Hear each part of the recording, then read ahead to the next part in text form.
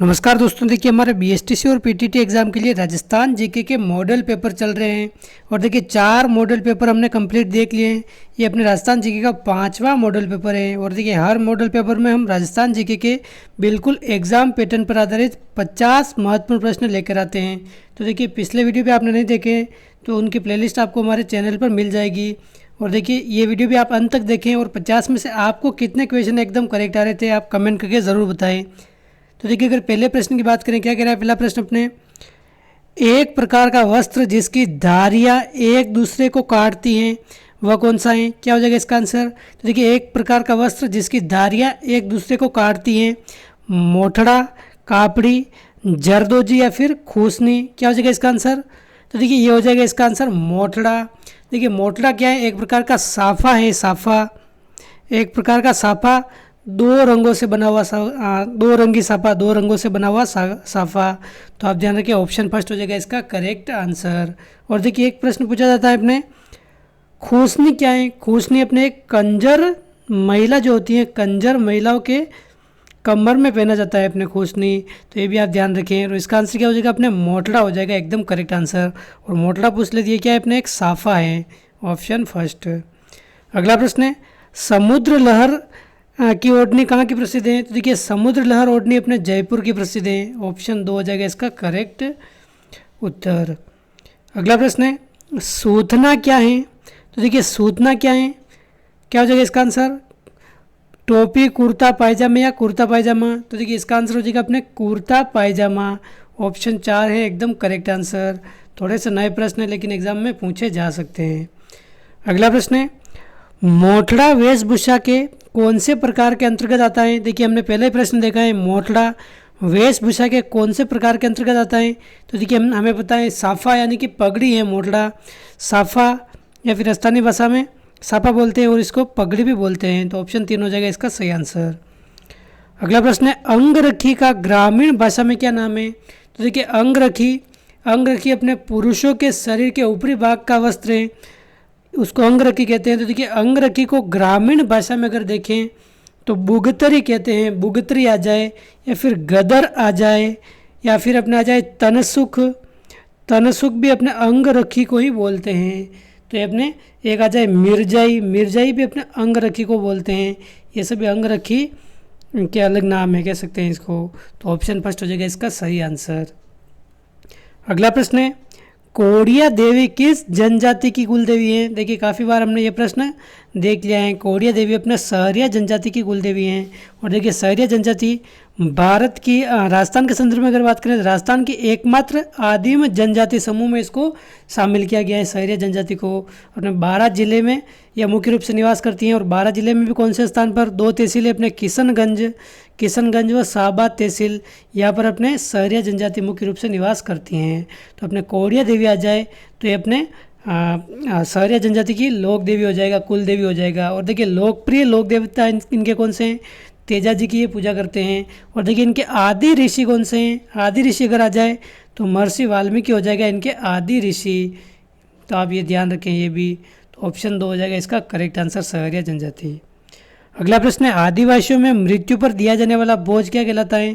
तो देखिए मृत्यु पर दिया जाने वाला बोझ तो हमें सभी को पता है मौसर कहलाता है, लेकिन आदिवासियों में अगर पूछ ले तो ये कहलाता है अपने लोकाई, लोकाई या फिर कांदिया, लोकाई या कांदिया अपने आदिवासियों का मृत्यु से संबंधित जो बोझ होता है उसको बोलते हैं। अगला प्रश्न है, दादू पंथ के दार्शनिक सिद्धांतों को ज्ञाना मार्गी पद्धति में पद्यबद्ध किसके द्वारा किया गया है? तो देखिए दादू पंथ के जो सिद्धांत थे ज्ञाना मार्गी पद्धति में उसको पदबंध करने वाले कौन है ये? तो देखिए इनके एक शिष्य सुंदरदास, सुंदरदास हो जाएगा इसका करेक्ट आंसर। सुंदरदास जो अपने नागा शाखा इन्होंने स्थापित की थी, नागा शाखा के संस्थापक अगर पूछ ले तो कौन है? अपने सुंदरदास हैं। तो ऑप्शन 2 हो जाएगा इसका एकदम सही आंसर। देखिए क्वेश्चन का सीधे मैं आंसर बता रहा हूँ ताकि आपका भी समय खराब नहीं हो और कम से कम समय में आप जल्दी से जल्दी सारे प्रश्न देख लें। अगला प्रश्न है, विश्नोई संप्रदाय के प्रतिपादक कौन थे? विश्नोई संप्रदाय के प्रतिपादक तो देखिए जाम्बोजी हो जाएगा इसका करेक्ट आंसर।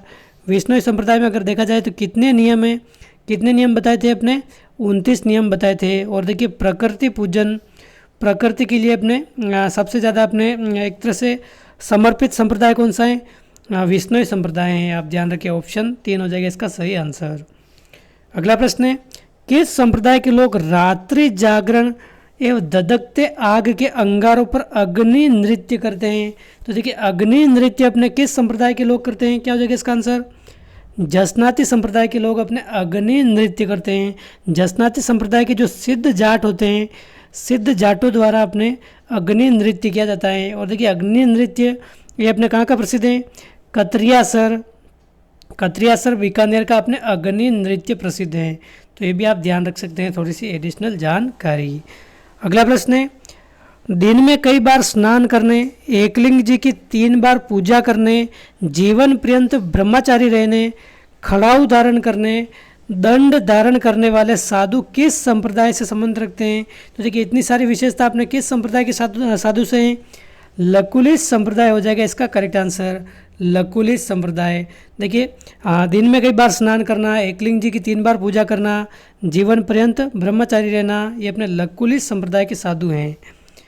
अगला प्रश्न है, राजस्थान का वह प्रथम गांव कौन सा है जहां साइबर कियोस्क की स्थापना की गई है? तो देखिए, राजस्थान का ऐसा कौन सा प्रथम गांव है जहां पर साइबर कियोस्क की स्थापना की गई है? अपने काला डेरा। काला डेरा अपने कहाँ है? जयपुर में। ये अपने करंट जी के संबंधित प्रश्न भी हैं, ये पूछा जा सकता है।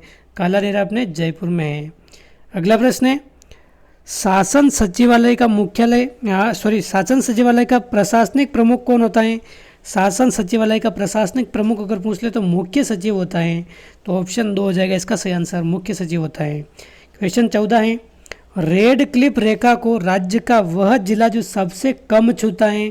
तो देखिए, राजस्थान के जो भी अपने सीमाएं हैं उसका हमने अलग से वीडियो देख लिया है, आप जाकर देख सकते हैं। राजस्थान की सीमाएं बाई एस के बराला, ऐसे करके आपको एक वीडियो मिल जाएगा, काफ़ी विस्तार पूर्वक हमने उनमें बात की है। तो देखिए, रेड क्लिफ रेखा का अगर राजस्थान की बात करें तो 4 जिले हैं रेड क्लिफ रेखा पर। कौन कौन से 4 जिले? तो देखिए, सबसे ऊपर गंगानगर हैं, जैसलमेर हैं, फिर बाड़मेर हैं, बीकानेर हैं। ये 4 जिले हो जाएंगे अपने रेड क्लिफ रेखा पर। और देखिए, रेड क्लिफ रेखा क्या है? तो देखिए, राजस्थान की जो पाकिस्तान के साथ सीमा बनती हैं, राजस्थान की पाकिस्तान के साथ सीमा रेखा अपने रेड क्लिफ रेखा कहलाती हैं। तो देखिए, रेड क्लिफ रेखा पर सबसे छोटा जिला यानी कि पाकिस्तान के साथ सबसे कम सीमा कौन सा जिला बनाता है? तो देखिए, बीकानेर जिला बनाता है अपने सबसे कम सीमा 168 किलोमीटर। और देखिए, सबसे अधिक सीमा अगर पूछ ले तो जैसलमेर जिला बनाता है 464 किलोमीटर। और कुल सीमा अपने 4 जिले कितने बनाते हैं? 1070 किलोमीटर। ये अपने अंतर्राष्ट्रीय सीमा है राजस्थान की। ये सभी बातें आपको ध्यान रखनी है, कई बार हम इस पर बात कर चुके हैं। अगला प्रश्न है, अरावली पर्वत श्रेणी की कुल लंबाई कितनी है? तो देखिए, अरावली पर्वत श्रेणी की अपने कुल लंबाई 692 किलोमीटर है। और देखिए, राजस्थान के संदर्भ में अगर बात करें तो लगभग 550 किलोमीटर, यानी कि अरावली का लगभग 80% हिस्सा अपने राजस्थान में है। तो ऑप्शन फर्स्ट हो जाएगा इसका सही आंसर। अगला प्रश्न है, सामेला क्या है? तो देखिए, सामेला एक हम राजस्थान के रीति रिवाज संस्कृति में भी पढ़ते हैं। और यहाँ पर देखिए, रीति रिवाज से संबंधित नहीं दे रखा है, सामेला अपने राजस्थान जियोग्राफी से संबंधित पूछा है। तो देखिए, सामेला क्या है? अपने आहू व कालीसिंध नदियों के संगम को क्या कहते हैं? अपने आहू व कालीसिंध नदियों के संगम को अपने सामेला के नाम से जाना जाता है। और देखिए, कालीसिंध व आहू नदी के संगम पर अपने कौन सा दुर्ग है? गागरोन दुर्ग है। गागरोन दुर्ग अपने कहाँ है? झालावाड़ में। तो ये भी आप ध्यान रखें, एकमात्र जल दुर्ग ऐसा पूछा जाता है प्रश्न कि कौन सा ऐसा जल दुर्ग है? तो अपने कालीसिंध व आहू नदी के संगम पर हैं। और इस संगम को क्या कहते हैं? सामेला कहते हैं। और देखिए, अपने सामेला अगर रीति रिवाज के संदर्भ में देखें तो क्या है अपने? तो देखिए, जब शादी होती है, सब जब बारात आती है तो बारात का स्वागत करना, बारात का वधु पक्ष की तरफ से स्वागत करना क्या कहलाता है? अपने सामेला कहलाता है। यह प्रश्न भी पूछा गया प्रश्न है और ये भी पूछा जा सकता है, आप ध्यान रखें। अगला प्रश्न है, प्रश्न 17, गढ़ सीसर व अमर सागर कहाँ स्थित हैं? तो देखिए, गढ़ सीसर और अमर सागर अपने जैसलमेर में हैं। अगर आ जाए गढ़ सीसर झील का है और अमर सागर झील का है तो आप ध्यान रखें ये अपने जैसलमेर जिले में स्थित हैं। तो ऑप्शन 2 हो जाएगा सही आंसर। अगला प्रश्न है, राजस्थान में निम्न में से कौन सी मुख्य वन उपज नहीं मानी जाती है? तो देखिए, राजस्थान में कौन सी वन उपज नहीं है? तेंदुपत्ता, ईंधन लकड़ी, बांस या इमारती या गोला लकड़ी? तो देखिए, ईंधन लकड़ी है, बांस हैं, इमारती या गोला लकड़ी है। लेकिन देखिए, तेंदुपत्ता ये अपने वन उपज में नहीं माना जाता है, क्योंकि देखिए, तेंदुपत्ता आप सभी को पता है तेंदु पत्ते से अपने बीड़ी बनाई जाती हैं। बीड़ी किस पत्ते से बनाई जाती है? अपने बीड़ी अपने तेंदु पत्ते से बनाई जाती हैं। तो अपना ऑप्शन फर्स्ट हो जाएगा इसका सही आंसर। अगला प्रश्न है, रुख वायला का अर्थ क्या है? तो देखिए, रुख वायला एक कार्यक्रम है जो अपने डूंगरपुर में चलाया गया है। डूंगरपुर में ये 1986 में डूंगरपुर से संबंधित कार्यक्रम है। और इसका अर्थ क्या है? अपने वृक्ष मित्र है। तो ऑप्शन 4 हो जाएगा इसका सही आंसर, वृक्ष मित्र। क्वेश्चन 20 है, मानसी, वाकल और सोम नदियाँ किस वन्य जीव अभ्यारण्य से गुजरती हैं? देखिए, पिछले हमने मॉडल पेपर में ये प्रश्न देखा था, किसी वीडियो में देखा था ये प्रश्न। मानसी, वाकल और सोम नदियाँ, ये प्रश्न 4 से 5 बार रिपीट हो गया है ये प्रश्न। तो आप ध्यान रखिए, वापस पूछा जा सकता है। फुलवारी की नाल में अपने मानसी, वाकल व सोम नदियाँ होकर गुजरती हैं। और देखिए, फुलवारी की नाल अपने कहाँ है? उदयपुर ज़िले में। और सबसे ज़्यादा वन्य जीव अभ्यारण्य अगर पूछ ले तो किस ज़िले में है? उदयपुर ज़िले में ही है। हमने कई बार बात कर ली है। जैसे सज्जनगढ़ अभ्यारण्य आ जाए, फुलवारी की नाल आ जाए, जयसमंद अभ्यारण्य आ जाए। जयसमंद झील भी अपने उदयपुर में है, जयसमंद अभ्यारण्य भी अपने उदयपुर में ही है। क्वेश्चन 21 है, क्वेश्चन 21, राजस्थान में कोयले के सर्वाधिक भंडार किस जिले में है? तो देखिए, कोयले के सर्वाधिक भंडार अगर पूछ ले तो बाड़मेर जिले में है। और देखिए, सबसे उच्च कोटि का कोयला अपने बीकानेर पलाना खदान में मिलता है। तो ये भी ध्यान रखें आप। बाड़मेर में सबसे अधिक कोयला है और अपने पलाना बीकानेर में सबसे उच्च क्वालिटी का कोयला मिलता है। और देखिए, सबसे अधिक कोयला अगर राजस्थान में बात करें तो लिग्नाइट प्रकार का कोयला है, लिग्नाइट प्रकार का। और देखिए, कोयले में भी अगर सबसे उच्च क्वालिटी का कोयला कौन सा होता है? एंथ्रेसाइट प्रकार का होता है। जब हम 10th तक साइंस पढ़ी है, आपने पढ़ा होगा कोयले के 4 प्रकार हैं, एंथ्रेसाइट, लिग्नाइट, बिटुमिनस, पीट। तो सबसे अच्छा कोयला कौन सा होता है? अपने लिग्नाइट। तो ये अपने नहीं होता है, ये होता है एंथ्रेसाइट। लेकिन राजस्थान में अपने लिग्नाइट ये पाया जाता है। क्वेश्चन 22 है अपने, राजस्थान में एस्बेस्टस कहाँ पाया जाता है? तो देखिए, राजस्थान में एस्बेस्टस अगर बात करें तो सबसे ज़्यादा तो एस्बेस्टस अपने राजस्थान में उदयपुर ज़िले से निकलता है। लेकिन देखिए, प्रमुख उत्पादक ज़िले कौन से हैं जहाँ से खनन होता है? डूंगरपुर हो गया, भीलवाड़ा हो गया, अजमेर हो गया, और इसके अलावा राजसमंद हो गया, राजसमंद में भी अपने निकलता है। इसके अलावा अगर बात करें तो उदयपुर हो गया। तो इसका आंसर क्या हो जाएगा? ऑप्शन फर्स्ट हो जाएगा, डूंगरपुर, भीलवाड़ा, अजमेर। और सबसे अधिक अगर पूछ ले और ऑप्शन में उदयपुर दे रखा हो तो उदयपुर इसका आंसर करना है अपने। ऑप्शन फर्स्ट हो जाएगा इसका सही आंसर, एस्बेस्टस। अगला प्रश्न है, मेवाड़ के कौन से महाराणा के समय संगीत का प्रचलन जन सामान्य में अधिक था? तो देखिए, मेवाड़ के ऐसे कौन से महाराणा हैं जिनके समय संगीत का प्रचलन अधिक था? तो देखिए, महाराणा कुंभा हो जाएगा इसका सही आंसर। देखिए, महाराणा कुंभा स्वयं भी अपने संगीत में रुचि रखते थे, नाट्य शास्त्र में रुचि रखते थे, और स्वयं ये बहुत बड़े एक वीणा वादक थे, वीणा वादक। तो अपने जन सामान्य में संगीत का प्रचलन सबसे ज़्यादा अपने महाराणा कुंभा के समय था। और देखिए, संगीत गुरु इनका पूछा जाता है, महाराणा कुंभा का संगीत गुरु अगर पूछ ले तो एक कौन है? अपने सारंग व्यास। ये नाम भी आपको ध्यान रखना है, सारंग व्यास। देखिए, कहने को तो हम 50 प्रश्न देख रहे हैं, लेकिन 50 में से आपके 100 प्रश्न कवर होने वाले हैं लगभग। आपने वीडियो ध्यानपूर्वक देखा है तो जो भी मैं फैक्ट बता रहा हूँ ये भी प्रश्न पूछे जाते हैं एग्जाम में। तो इन 50 में आपके 100 से ज़्यादा प्रश्न तो आराम से कवर हो जाएंगे। तो आधा राजस्थान जीके तो आपके इन प्रश्नों के माध्यम से ही कवर हो रहा है। तो आप उनको ध्यानपूर्वक देखिए, और पिछले वीडियो भी आपको ज़रूर से ज़रूर देखने चाहिए। उनकी प्लेलिस्ट में आपको लिंक डिस्क्रिप्शन में दे दूंगा, और वीडियो के अंत में भी आपको एक लिंक मिल जाएगी, या फिर आप चैनल पर भी जाकर चेक कर सकते हैं। तो देखिए, महाराणा कुंभा के अगर देखें तो कौन थे अपने संगीत गुरु? सारंग व्यास थे। और देखिए, महाराणा कुंभा की एक पुत्री थी रमाबाई। रमाबाई ये भी अपने संगीत में रुचि रखती थी, इसलिए इनको वागीश्वरी के नाम से जानते हैं। वागीश्वरी किसे कहते हैं अगर आ जाए तो महाराणा कुंभा की पुत्री हैं रमाबाई, इनको वागीश्वरी के नाम से जाना जाता है।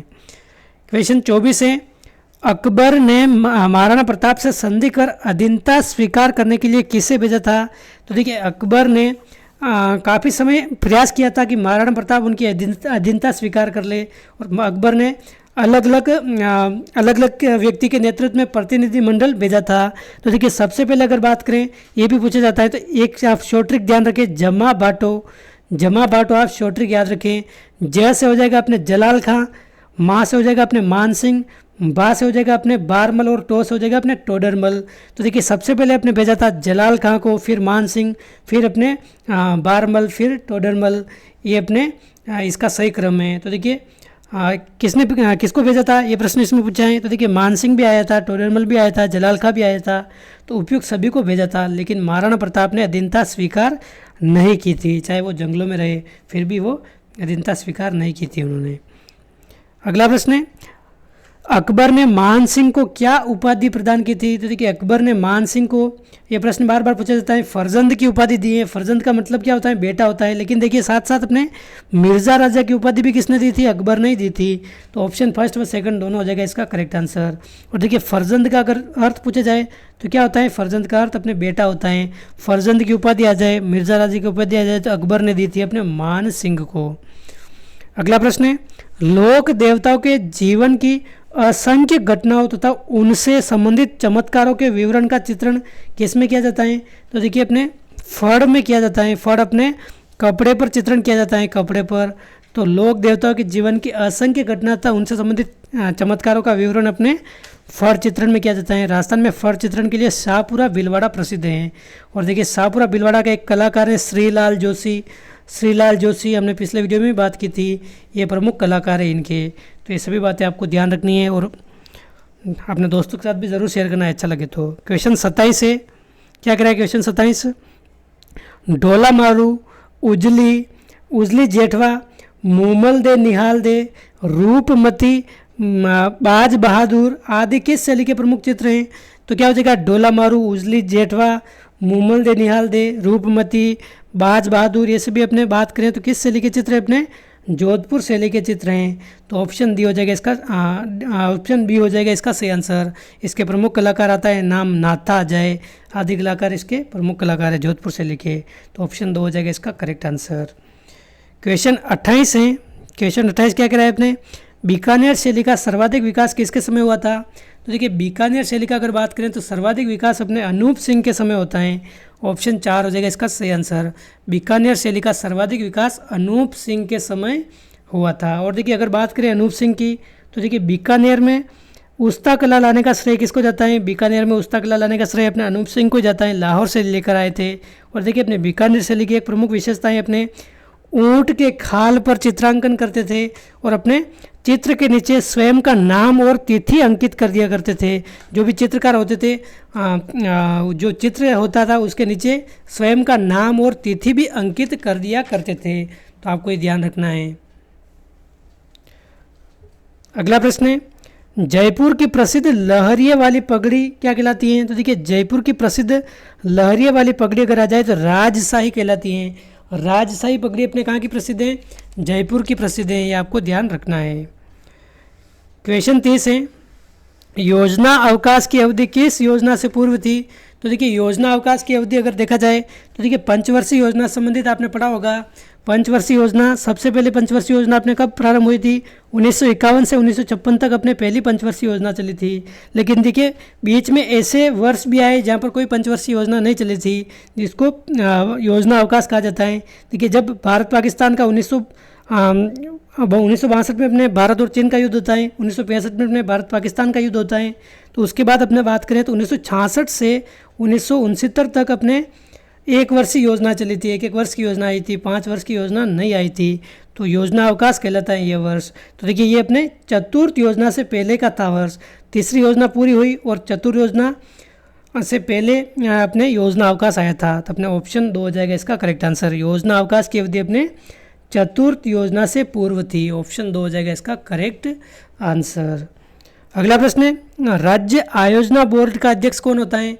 तो देखिए राज्य आयोजना बोर्ड का अध्यक्ष अगर देखा जाए तो कौन होता है, अपने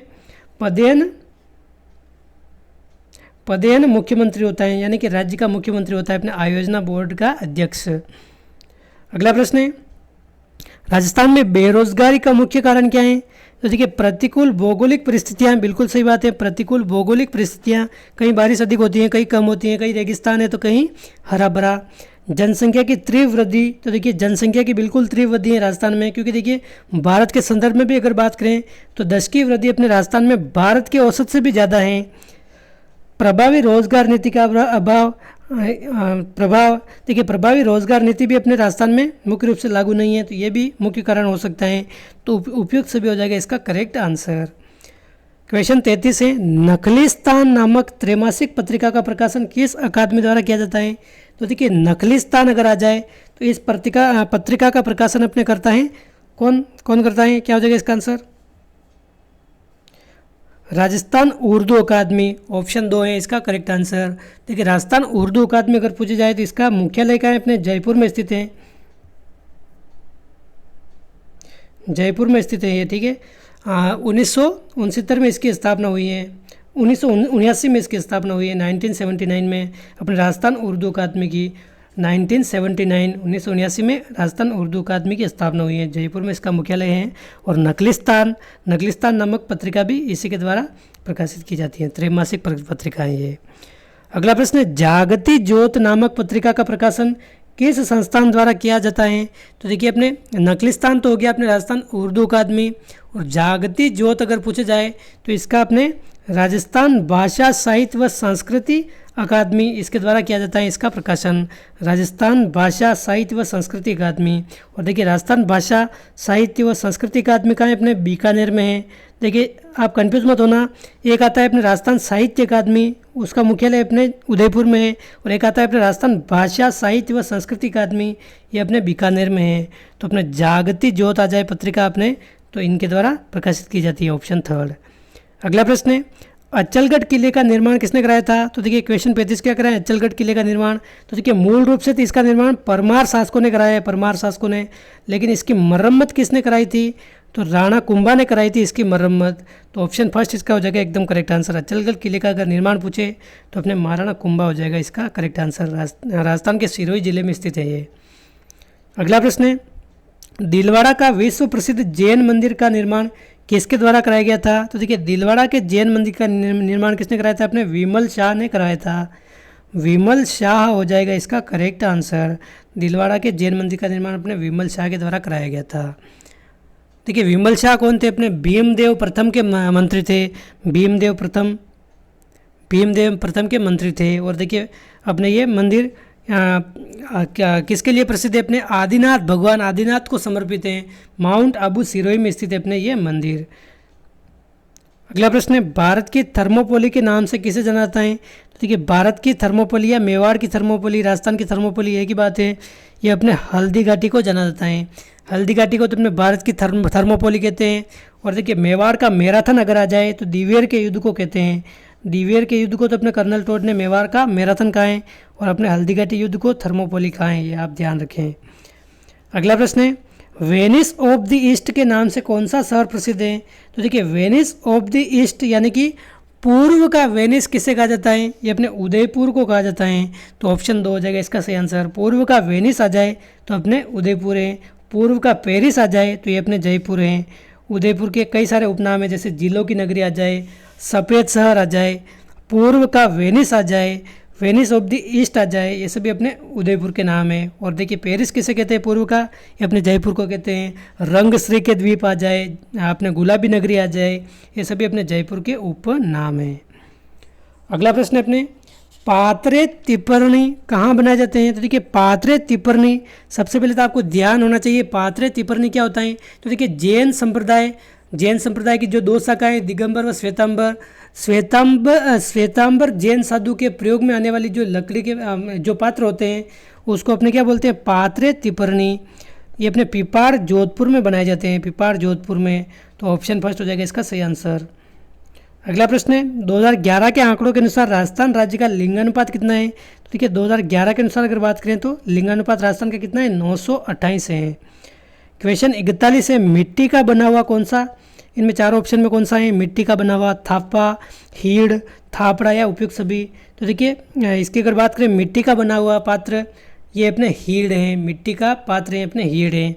और देखिए थापा अपने विशेष रंगों के माध्यम से बनाया जाता है थापड़ा अपने गोबर से निर्मित होता है, थापड़ा अपने गोबर से निर्मित होता है। तो अपने मिट्टी का कौन सा हो जाएगा? उपयुक्त सभी नहीं होगा, इसका आंसर क्या होगा? हीड़ होगा, ऑप्शन 2।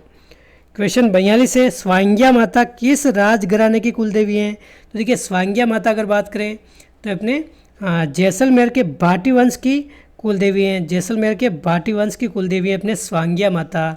और देखिए सुगन चिड़ी का प्रतीक आ जाए, सुगन चिड़ी ये प्रश्न पूछा गया है पटवारी में। सुगंध चिड़ी का प्रतीक किसको बोलते हैं? अपने स्वांग्या माता को बोलते हैं। और देखिए स्वांग का मतलब क्या होता है? स्वांग का मतलब अपने बाला होता है, बाला। तो ये आप ध्यान रखें, ऑप्शन 2 हो जाएगा इसका सही आंसर।